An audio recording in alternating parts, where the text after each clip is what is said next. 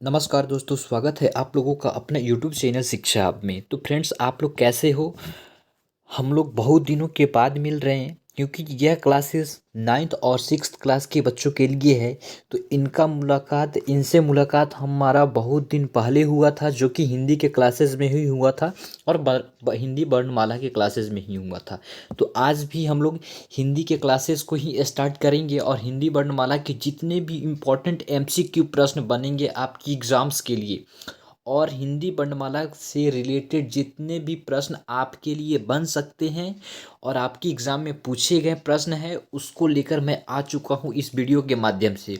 तो प्लीज़ आप वीडियो को अंत तक देखिएगा और पूरे प्रश्न को ध्यानपूर्वक देखिएगा, और जो आपको ना समझ में आए, आप याद नहीं कर पाए होंगे, उसको नोट डाउन कर लीजिएगा। और यह हमारा पहला लेक्चर है, तो इसलिए आप अगर आपको वीडियो अच्छा लगे तो प्लीज़ वीडियो को लाइक कर दीजिएगा और अपने दोस्तों में भी शेयर कर दीजिएगा, ताकि वो भी इन प्रश्नों को देखें और इन क्लास को अटेंड कर सकें। तो चलिए अपने क्लास में आगे बढ़ते हैं और आपको प्रश्न कराते हैं। चलिए देखते हैं। और एक बहुत ही बड़ा बात है आप लोगों से फ्रेंड्स, क्योंकि बहुत ही ज़्यादा आप लोग कमेंट कर रहे थे कि सर नाइन्थ का क्लास कब स्टार्ट होगा, नाइन्थ का क्लास कब स्टार्ट होगा। तो देखिए, अब नाइन्थ का क्लास तो मैं स्टार्ट कर दिया हूँ, लेकिन प्लीज़ आपसे एक रिक्वेस्ट है, जो भी स्टूडेंट देखें वह वीडियो को लाइक कर दें और स्टूडेंट अपने फ्रेंड्स में शेयर कर दीजिए। और जो नए स्टूडेंट है वह अभी ही चैनल को सब्सक्राइब कर लीजिए, क्योंकि आज से क्लास नाइन्थ वालों के लिए स्टार्ट हो चुका है शिक्षा हब चैनल के द्वारा। ओके, चलिए पहला प्रश्न देखते हैं कि हिंदी का जो वर्णमाला कहते हैं यानी कि वर्णमाला किसे कहते हैं। सॉरी, वर्णमाला किसे कहते हैं? शब्द समूह को कहते हैं, वर्णों के संकलन को कहते हैं, शब्द गणना को कहते हैं, वर्णों के व्यवस्थित समूह को कहते हैं। किसे कहते हैं बताइएगा ज़रा मुझे कि इसका राइट आंसर क्या होने वाला है। इसका right answer option number D होने वाला है। क्या होगा? ऑप्शन नंबर डी होगा। चलिए ठीक है, तो नेक्स्ट प्रश्न को देखते हैं। चलिए नेक्स्ट प्रश्न है कि निम्न में से क्या है? निम्न में से कंठ ध्वनि कौन सी है? कंठ ध्वनियाँ कौन सी है? फ्रेंड्स, मैं आप लोगों को ये टॉपिक करा चुका हूँ। अगर इस प्रश्न को भी आप गलत करते हो और आप याद नहीं रखे हो, तो इसका मतलब यह है कि आप सीएचएस के लिए प्रिपेयर यानी कि पढ़ाई कर ही नहीं रहे हो, क्योंकि सीएचएस एक कंपटीशन जो है, इसका कंपटीशन हार्ड होता है, कठिन होता है, और आप अच्छे से नहीं पढ़ोगे तो इसके एग्ज़ाम्स क्वालिफाई नहीं कर पाओगे। ओके, अगर आप अपने ड्रीम के लिए इतना भी नहीं कर सकते हो तो क्या कर सकते हो? कुछ नहीं कर सकते। ओके, तो चलिए प्रश्न 2 नंबर प्रश्न का राइट आंसर क्या होगा? क ख होगा। एक मिनट, क्या होगा? क ख होगा या य र होगा या ज ज होगा या ट न होगा? इसका राइट आंसर क्या होने वाला है फ्रेंड्स? ज़रा मुझे बताइएगा इसका राइट आंसर क्या होगा। तो इसका राइट आंसर जो होने वाला है क्या होगा? ऑप्शन नंबर ए इसका राइट आंसर होगा। क्या होगा? क और ख होगा। कंठ वर्ग से, यानी कि कंठ ध्वनियाँ कौन सी होती है? तो एक बात जान जाइए, आप अब भी लिख लीजिए, क वर्ग का जितने भी हैं वो सब कंठ ध्वनियाँ ही हैं, कंठ से ही बोला जाता है। वह ख हो, ग हो और घ हो, अंग, ये पांचों जो हैं यह कंठ से ही बोले जाते हैं। ये पांचों जो है कंठ से बोले जाते हैं और इसको हम लोग क वर्ग कहते हैं। ओके, चलिए नेक्स्ट प्रश्न को देखते हैं। नेक्स्ट प्रश्न है हमारा कि स्थान के आधार पर बताइए कि मूर्धन्य व्यंजन कौन से हैं। अब लीजिए, यह भी यानी कि बाबू मैं आपसे एक बात बताऊं, आपको मैं ये सारे टॉपिक करा चुका हूँ, और जो मेरे स्टूडेंट हैं वो उनको मालूम है। अगर जो न्यू स्टूडेंट है, जो न्यू स्टूडेंट हैं वो जाकर मेरे चैनल पे वीडियो वाले सेक्शंस में देख सकते हैं, और नहीं तो इसका प्लेलिस्ट भी बन चुका है, वहाँ से भी आप देख सकते हैं कि ये सारे टॉपिक मैं पढ़ा चुका हूँ। और रही बात, अगर जो नहीं देखी हैं, उनको समझ में नहीं आया है, तो आप एक बार क्या कीजिए, कमेंट कर दीजिए। एक बार कमेंट कर दीजिए, मैं इस पे ट्रिकली वीडियो ला दूंगा, ट्रिक के माध्यम से एक वीडियो ला दूंगा। और एक वीडियो में क्या, वन शॉट वीडियो में, एक ही वीडियो में हम लोग पूरे वर्णमाला को कवर कर लेंगे। अगर आप कमेंट करती हो तो ही, नहीं तो मैं एमसीक्यू भी MCQ ही कराऊंगा। ओके, चलिए 3 नंबर प्रश्न को देखते हैं। तो 3 नंबर प्रश्न का राइट आंसर होगा ड और ढ होगा। क्या ड और ढ होगा, यानी कि option number C is the right answer. Okay, क्या option number C right answer होगा। यहाँ पूछा है मूर्धन्य व्यंजन कौन है, ठीक है, यानी कि ट वर्ग में जितने भी आते हैं वो सब के सब मूर्धन्य व्यंजन है ट वर्ग में। ओके, चलिए चौथा नंबर प्रश्न को देखते हैं। चौथा नंबर प्रश्न है कि निम्न में से, ओके, निम्न में से अल्प प्राण व्यंजन, अल्प प्राण वर्ग, ओके सॉरी, अल्प प्राण वर्ग कौन से हैं, अल्प प्राण वर्ग कौन से हैं। तो आपके ऑप्शन ए में दिया है आ। ये इम्पोर्टेंट प्रश्न है। क्या है, यह इम्पोर्टेंट प्रश्न है, आप याद रखिएगा। क्या, यह इम्पोर्टेंट प्रश्न है, इम्पोर्टेंट प्रश्न है आपके लिए, VVI प्रश्न है। मैं छोड़ दे रहा हूँ, स्क्रीनशॉट ले लीजिएगा, अगर याद नहीं होगा तो नोट कर लो अपने कॉपी में। ओके, चलो ऑप्शन ए में है आ, बी में है क ग, और सी में है द ध, और डी में है फ ब। अब इसका राइट आंसर क्या होने वाला है, ज़रा आप मुझे बताएंगे स्टूडेंट। तो इसका राइट आंसर अगर आपको मालूम नहीं है तो मैं बता दूं, इसका right answer option number B होने वाला है। क और ग को हम लोग अल्प प्राण वर्ग कहते हैं। क्या कहते हैं, अल्प प्राण वर्ग कहते हैं। ठीक है, इसका मैं बता चुका हूँ, इस सारे टॉपिक्स को मैं पढ़ा चुका हूँ। अगर ट्रिक के माध्यम से आप पढ़ना चाहते हैं तो मुझे कमेंट करके बता दीजिएगा, अगर याद नहीं होगा आपको तो। चलिए नेक्स्ट प्रश्न देखते हैं। 5 नंबर प्रश्न है कि निम्न निम्न में से नासिक के व्यंजन कौन सा है। ये देखिए बहुत ही ज़्यादा, यह प्रश्न जो है ना, नासिक के व्यंजन, यह बहुत ही ज़्यादा स्टूडेंटों को कंफ्यूज करता है। क्या, बहुत ही ज़्यादा कंफ्यूज करता है। और मैं इसको एक्सप्लेन कर चुका हूँ पहले के क्लासेस में, इसलिए इसमें ज़्यादा एक्सप्लेन नहीं करूँगा। और आपकी डिमांड आई तो मैं ट्रिक वाले वीडियो में अच्छे तरीके से बता दूंगा, अगर आपका डिमांड आता है तो। चलिए प्रश्न पे आते हैं और देखते हैं। तो इसका राइट आंसर जो होगा बाबू, क्या होगा, इसका जो राइट आंसर जो होने वाला है 5 नंबर का right answer option number B होगा। क्या होगा, ऑप्शन नंबर बी होगा। प्लीज़ आपसे एक रिक्वेस्ट है, अगर ऐसा ही प्रश्न, अगर CHS 9th का प्रिपरेशन आप कर रहे हैं, अगर 9th का प्रिपरेशन कर रहे हैं, या 6th का कर रहे हैं, या 11th का कर रहे हैं, ठीक है, अगर ये तीनों क्लासेस के बच्चे अगर CHS इंट्रेंस एग्जाम्स की तैयारी कर रहे हैं, तो अगर आप मेरे चैनल पे पहली बार विजिट कर रहे हैं और पहली बार आए हैं, तो प्लीज़ लाल बटन का जो है सब्सक्राइब, उसको क्लिक कीजिए और आप हमारे चैनल को सब्सक्राइब कर लीजिए। और जो बगल का घंटी आता है उसको भी प्रेस कर लीजिए, ताकि मैं ऐसा ही वीडियो आपके लिए हर रोज़ लेकर आऊँगा, और इतना हर इम्पोर्टेंट टॉपिक से MCQ और क्वेश्चंस लाते रहूँगा, जिससे आपकी एग्ज़ाम में बहुत ही ज़्यादा हेल्प मिलेगा। ओके, चलिए 6 नंबर प्रश्न को देखते हैं। छठा प्रश्न देखते हैं कि ए वर्ण क्या कहलाते हैं। ए वर्ण क्या कहलाते हैं। आपका ऑप्शन में है नासिक्य, मूर्धन्य, ओष्ठ्य, कंठ तालव्य। अब लीजिए, ऐसे कैसे जान जाओगे, अगर आप नहीं पढ़ोगे, आप नहीं पढ़े होंगे तो ऐसे कैसे जान जाएंगे, आप नहीं जान पाएंगे। इसलिए पढ़ना बहुत ज़्यादा इम्पोर्टेंट है। तो आप बाबू क्या कीजिए, जो नहीं पढ़े हैं वो जाकर देख लीजिए वीडियो को, नहीं तो अगर आप डिमांड करती है तो मैं ला दूंगा। ओके, इस बात को बार बार बोलना गलत लग रहा होगा स्टूडेंट को, लेकिन आपके लिए ही इम्पोर्टेंट है। चलिए प्रश्न को देखते हैं। तो इसका राइट आंसर क्या होगा। तो इसका राइट आंसर जो होगा ऑप्शन नंबर डी, इसका राइट आंसर होगा। क्या, ऑप्शन नंबर डी होगा, कंठ तालव्य। ए वर्ग क्या है, तो कंठ तालव्य हैं, कंठ तालव्य। चलिए 7 नंबर प्रश्न देखते हैं। हिंदी वर्णमाला में आयोगवाह वर्ण कौन से हैं। अब लीजिए, आयोगवाह क्या बोल रहा है, आयोगवाह, आयोगवाह वर्ण कौन से हैं हमारे हिंदी वर्णमाला में। तो हमारा 7 नंबर का जो राइट आंसर होगा, अंग option number D is the right answer होगा। क्या होगा, ऑप्शन नंबर डी होगा जो राइट आंसर होगा हमारा 7 नंबर प्रश्न का। चलिए 8 नंबर प्रश्न देखते हैं कि स दंत स तलावे स इस किस क्या बोलते हैं इसको। हाँ छोड़िए, आपको याद होगा, मैं मिस कर रहा हूँ यहाँ, इसे दंत सा कहते हैं, और हाँ इसको मैं मिस कर रहा हूँ, आप याद कर लेना, ठीक है। इसको गलत ना समझना कि मुझे मालूम ही नहीं है बाबू, मुझे मालूम है, लेकिन मैं मिस कर रहा हूँ, ठीक है। अगर प्रश्न आगे कराऊंगा, याद आ जाएगा तो मैं बता दूंगा कौन से व्यंजन कहलाते हैं। अब लीजिए, हाँ मूर्धन सा कहते हैं। चलिए आ ही गया, मूर्धन से सा कहते हैं और इसे दंत सा कहते हैं, और हाँ कौन से व्यंजन कहलाते हैं? आपका है प्रकंपीय व्यंजन कहलाते हैं, स्पर्शीय व्यंजन कहलाते हैं, या उष्म व्यंजन कहलाते हैं, या स्पर्श संघर्षी व्यंजन कहलाते हैं। आपके चार ऑप्शन देखिए बाबू, एक बात, एक प्रश्न दिए जाते हैं और उसमें चार ऑप्शन ही दिए जाते हैं और उसमें तीन गलत रहते हैं और एक सही रहती हैं। लीजिए कितना यानी बड़ा बात है कि तीन गलत से एक, चार में से तीन तीन गलत दिए रहेंगे और एक सही, उसमें से आपको चुनना पड़ेगा। इसके लिए तो आपको बहुत ही अच्छे तरीके से स्टडी करना होगा, बहुत ही अच्छे तरीके से। चलिए इसका राइट आंसर क्या होगा जो मैं बताऊंगा।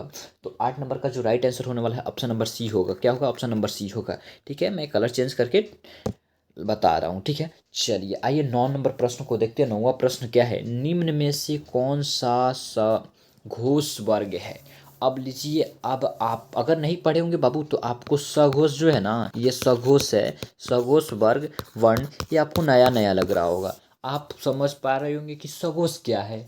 अब नहीं जानोगे आप, चलो नहीं जानोगे तो मैं जितना एक्सप्लेन कर पाऊंगा एमसीक्यू वाले इस सेशन में उतना करूंगा, नहीं तो आप वही बात जान जाओ। चलो आ जाओ। नौवां प्रश्न का आंसर क्या होगा? तो देखो, आप देख रहे हो ऑप्शन ए में है ख, ऑप्शन बी में है च, ऑप्शन सी में है म और ऑप्शन डी में है ठ। अब लो इसमें से क्या आंसर होगा आपको मालूम ही नहीं है। जो पढ़े वो तो जान गए, जो नहीं पढ़े प्लीज नोट कर लेना। इसका राइट आंसर जो होगा, इसका राइट आंसर जो होगा क्या होगा? इसका राइट आंसर जो होगा ऑप्शन नंबर सी होगा। क्या होगा? ऑप्शन नंबर सी होगा। चलिए 10 नंबर प्रश्न को देखते हैं। और 10 नंबर प्रश्न, हिंदी में मूलतः वर्णों की संख्या कितनी होती है?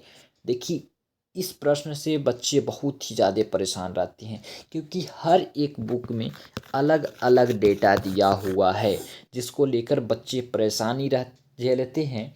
इसको लेकर परेशानी नहीं झेलना है, जो मैं बता रहा हूँ वही सत्य है। आप बुक के चक्कर में ना पड़ें, ठीक है? बुक के चक्कर में ना पड़ें, क्योंकि बाबू एक बात तय है कि मैं एजुकेशन से खिलवाड़ नहीं करता। जो बताता हूँ वह सच बताता हूँ, सही बताता हूँ और अच्छे तरीके से बताता हूँ, ताकि बच्चे के भविष्य के साथ खिलवाड़ ना हो सके।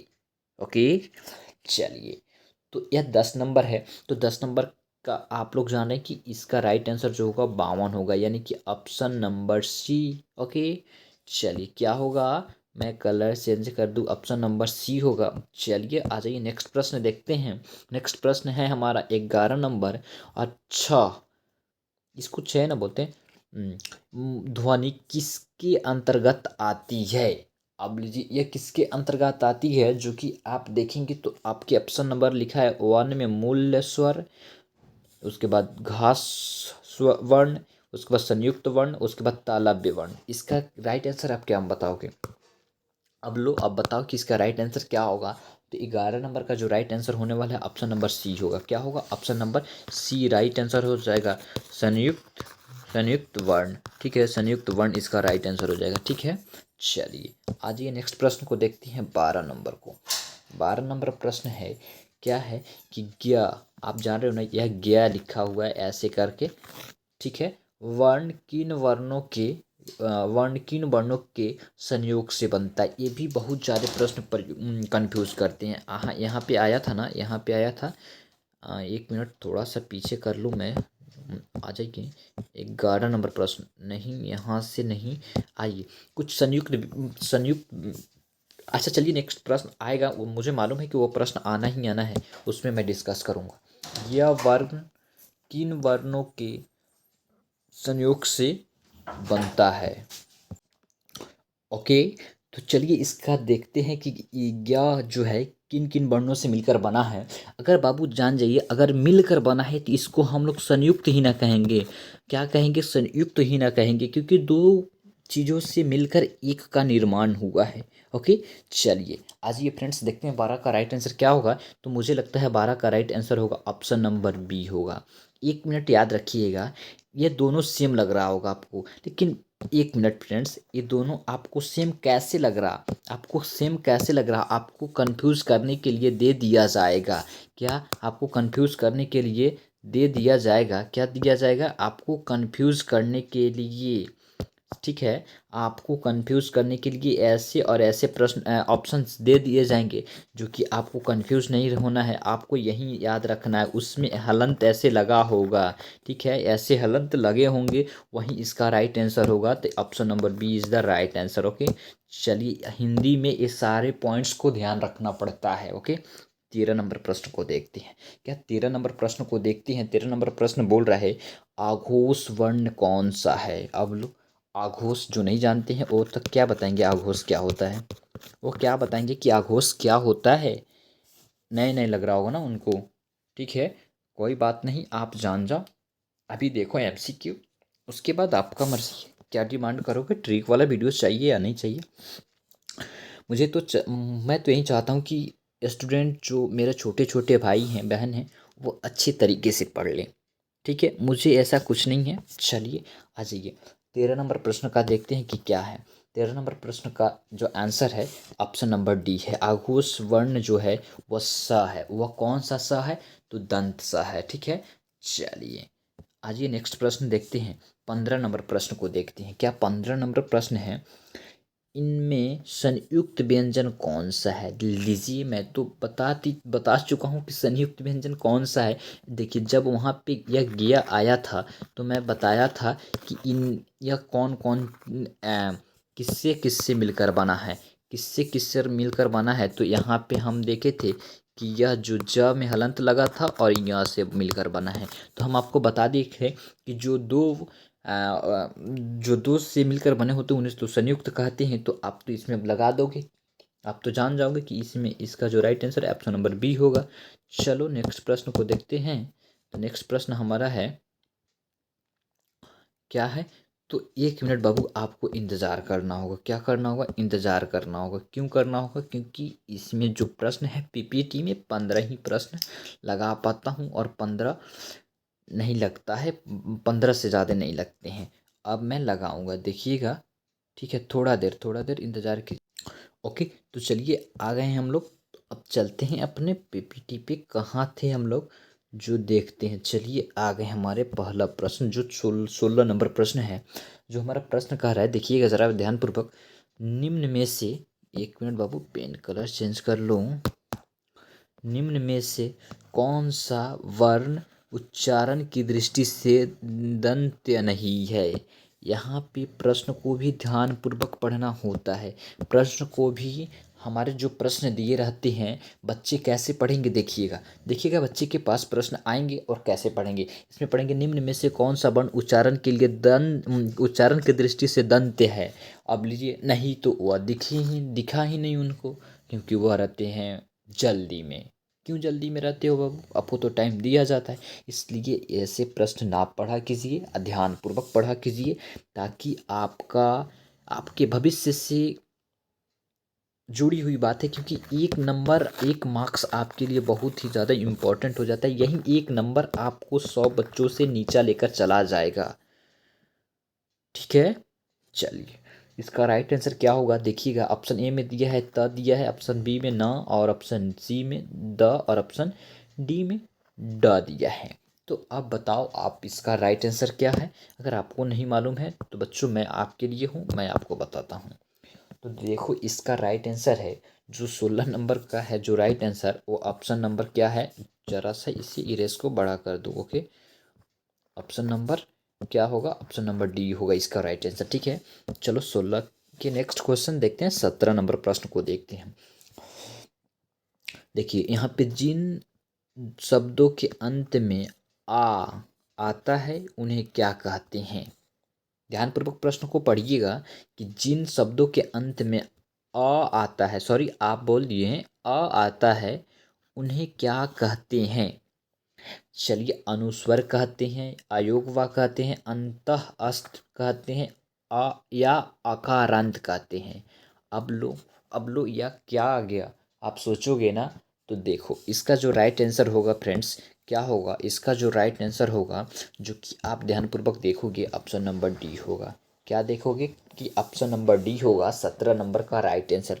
प्लीज़ वीडियो अच्छा लग रहा होगा तो लाइक कर दो, क्योंकि फ्रेंड्स आप लोग मेरी वीडियो को ज़्यादा लाइक नहीं करते हो, ये मुझे अच्छा नहीं लगता। ओके। चलो आ जाओ 18 नंबर प्रश्न को देखते हैं। छ वर्ण किसके योग से बना है?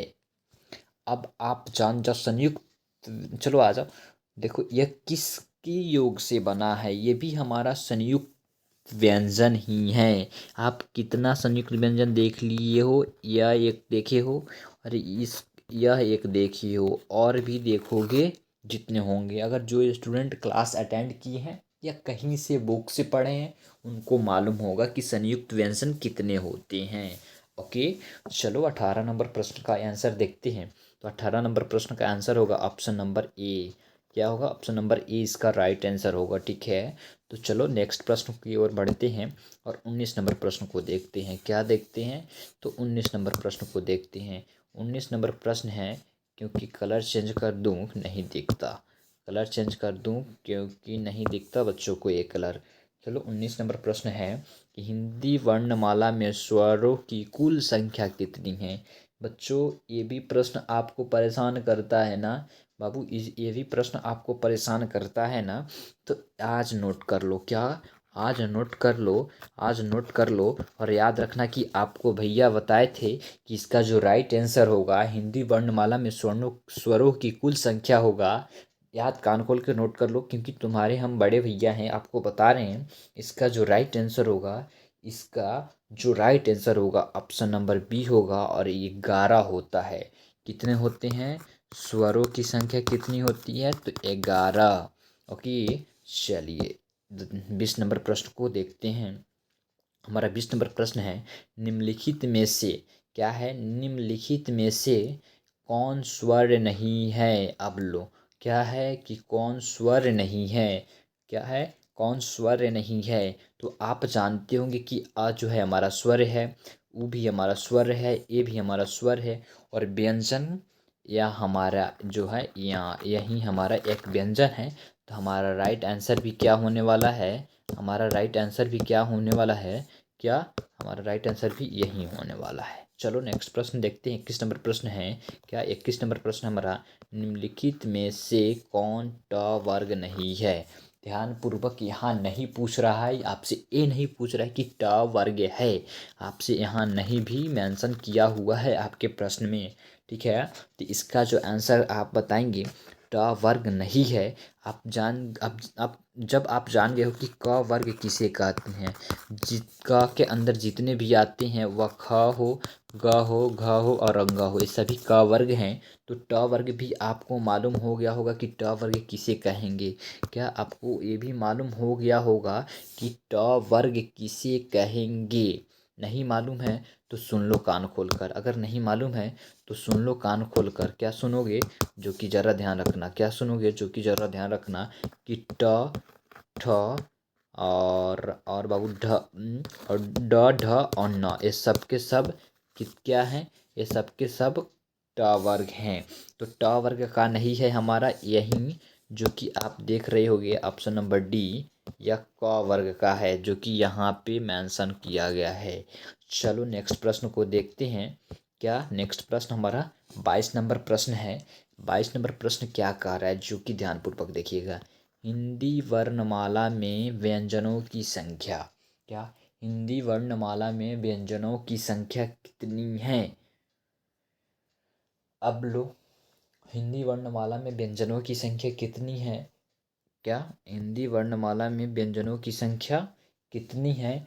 तो हमारे देखिए, आप इससे भी परेशान रहते हो। स्वर भी क्लियर कर दिया आपको, यहाँ पे देख रहे होंगे ना, स्वरों की संख्या भी क्लियर कर दिए, और यहाँ पे एक और संख्या क्लियर किए थे बच्चों, जो कि आज इसके पीछे वाले स्लाइड में था, आप देख लेना। और यहाँ पे हम आज ये भी बता देते हैं, वर्णों की संख्या बताए थे ना, आज व्यंजन की भी संख्या नोट कर लो, आप नहीं मिस करोगे। ऑप्शन नंबर डी होगा। क्या होगा? ऑप्शन नंबर डी होगा, यानी कि 33 हमारे व्यंजन हैं, 33 हमारे व्यंजन हैं, और 11 हमारे स्वर है। ठीक है, 11 हमारे स्वर हैं, तो ये होगा 44, और टोटल होते हैं हमारे 52। तो और कहाँ गए? 6 और 2 8 कहाँ गए? इसका भी आंसर मेरे पास है, लेकिन आप वीडियो के अंत तक बने रहें, मैं बताता हूँ।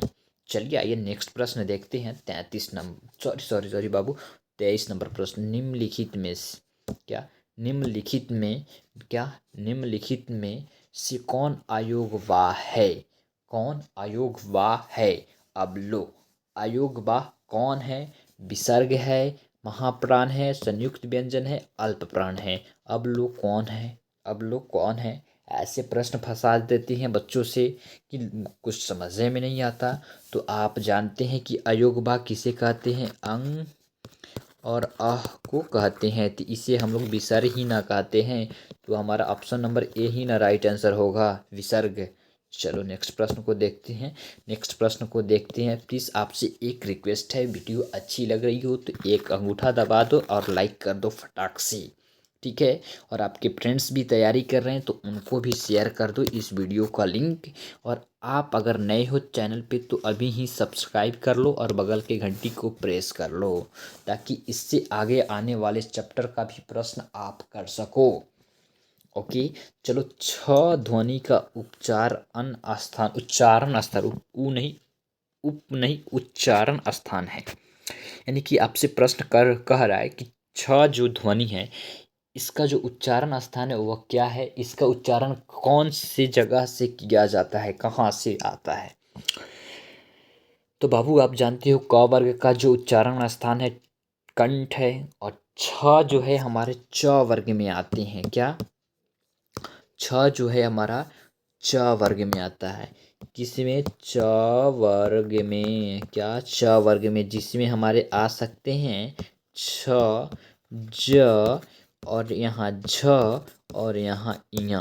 ओके बाबू, और यहाँ इया। तो इसका राइट आंसर क्या होगा? यानी कि छ जान जाओगे तो आपको ये भी कंफर्म हो जाएगा कि च वर्ग का भी उच्चारण स्थान वहीं हो सकता है। तो चलो 24 नंबर प्रश्न का हम आंसर बताते हैं। तो तालव्य होगा। क्या होगा? तालव्य होगा। जब बाबू छ वर्ग का उच्चारण स्थान तालव्य हो सकता है तो छ का उच्चारण स्थान तालव्य हो सकता है, तो छ हमारे च वर्ग में आता है। किस में आता है? हमारा च वर्ग में आता है। जब च वर्ग में आता है तो च वर्ग का भी उच्चारण स्थान हमारा तालव्य ही होगा। क्या? हमारा तालव्य ही होगा। चलो यहाँ से तो निकला ना एक प्रश्न। चलो नेक्स्ट प्रश्न देखते हैं। 25 नंबर प्रश्न है, निम्नलिखित में से कौन एक संयुक्त व्यंजन नहीं है? आपको इसमें बताना है कि संयुक्त व्यंजन नहीं है। आप जान रहे हैं कि यह एक ज्ञ और एक छ हमारा संयुक्त व्यंजन है। यहाँ जान जाओ कि यह स भी आपका संयुक्त है और यह स भी आपका, यह चारों संयुक्त व्यंजन हैं। तो आप इसमें से कैटेगराइज करो कि आपका संयुक्त व्यंजन इसमें से कौन नहीं है। तो आप ये चारों जान गए तो आप जान जाओगे कि यह जो त्र है हमारा संयुक्त व्यंजन नहीं है। तो 25 नंबर का सॉरी फ्रेंड्स, जो 25 नंबर का आंसर होगा वो ऑप्शन नंबर सी होगा। अब 1 मिनट बाबू, त्र नहीं, आपका जो राइट आंसर होगा, सॉरी सॉरी यहाँ पे ये आपका संयुक्त व्यंजन नहीं है। यह आपका यहाँ पे त्र संयुक्त व्यंजन है। Option number B is the right answer होगा। ओके, चलिए नेक्स्ट प्रश्न को देखते हैं। चलिए नेक्स्ट प्रश्न है कि तालव्य व्यंजन है। अब लो, मैं तो आपको बता चुका हूँ कि तालव्य व्यंजन कौन कौन से हैं। तो आप तो जान रहे होंगे कि 26 नंबर का आंसर क्या होने वाला है। च वर्ग के जितने भी हैं, क्या? च वर्ग के जितने भी हैं वो सब, क्या? च वर्ग के जितने भी हैं वो सब क्या है? तालव्य व्यंजन है। तालव्य व्यंजन व्यंजन व्यंजन है। तो इसका राइट आंसर क्या हो जाएगा? यहाँ पे देख रहे हैं ऑप्शन नंबर ए। चलो आ जाओ नेक्स्ट प्रश्न देखते हैं। य र ल व किस वर्ग के व्यंजन है? अब लो आगे नहीं, य र ल व किस वर्ग के व्यंजन है? क्या? य र ल व किस वर्ग के व्यंजन है? इस यहाँ पे क नहीं लिखा है, व है। ओके, यहाँ पे व लिखा हुआ है, चलो 27 नंबर का आंसर जो होगा यह होगा अंत अस्त व्यंजन, सी नंबर। ओके ओके, यहाँ तक तो समझ गए होंगे ना बाबू आप लोग? यहाँ तक समझ में आ रहा होगा। चलिए, आप लोग बहुत ज़्यादा परेशान थे कि सर 9th वालों के लिए क्लासेस नहीं चलेगी क्या, तो लो दोनों का क्लास स्टार्ट। बाबू यह दोनों के लिए है, आप 6th हो या 9th दोनों बच्चे पढ़ सकते हैं। चलो आ जाओ, या कोई भी कंपटीशन का तैयारी करो, सैनिक स्कूल या कोई भी स्कूल का, ये उनके लिए भी इम्पोर्टेंट है, लेकिन बेसिकली मैं बताया हूँ CHS वालों के लिए ही। आ जाओ 28 नंबर प्रश्न, ये ज़्यादा कंफ्यूज, इसमें बहुत ज़्यादा प्रश्न बच्चों गलती करते हैं। बच्चे बहुत ज़्यादा प्रश्न इस यह प्रश्न बच्चे बच्चे बहुत ज़्यादा प्रश्न गलती करते हैं। क्या यह प्रश्न गलती करते हैं? गलती गलती। ओके, चलो आ जाओ। अनुनासिक का संबंध होता है, यानी कि अनुनासिक का संबंध किससे होता है, यानी कि उच्चारण कहाँ से होता है। ठीक, संबंध अब नहीं समझ जाना, चलो हटाओ छोड़ो। मतलब उच्चारण केवल नाक से, केवल मुंह से, और नाक और मुंह दोनों से, और इनमें से कोई नहीं। देखो बच्चे देखेंगे अनुनासिक, इनको नज़र आएगा ना, और वो कर देंगे गलती, जिससे उनको मिल जाएगा गोल गोल लड्डू, और वो चले आएंगे चुपचाप घर। जो कि बच्चे मेरे हैं, जो मेरे स्टूडेंट हैं, वो ऐसे गलती ना करेंगे, और वो अच्छे से राइट आंसर लगाकर आएंगे, नाक और मुंह दोनों, यानी कि ऑप्शन नंबर सी। चलो बच्चों, यह हमारे 28 नंबर प्रश्न हो गए। अब हम देखेंगे 19 नंबर प्रश्न को, 29 सॉरी बाबू 29 नंबर प्रश्न को देखेंगे। तो 29 नंबर प्रश्न हमारा कह रहा है, जो कि आप देखेंगे और ध्यानपूर्वक सुनेंगे। अनुनासिक व्यंजन कौन कौन से होते हैं?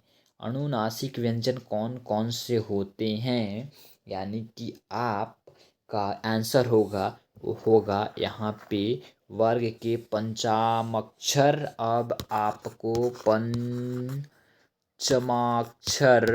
अक्षर आपको नहीं समझ में आया होगा, नहीं समझ में आया होगा, तो बाबू आपसे रिक्वेस्ट है कि आप वीडियो देख लो, और ना तो आप कमेंट करो ज़्यादा से ज़्यादा कि सर एक बार हिंदी वर्णमाला पे ट्रिक वाला वीडियो, फुल वीडियो लेकर आ जाइए, और मैं आपकी सेवा में हमेशा आज हाजिर हूँ और लेकर आ जाऊँगा। चलिए आइए 30 नंबर प्रश्न देखते हैं।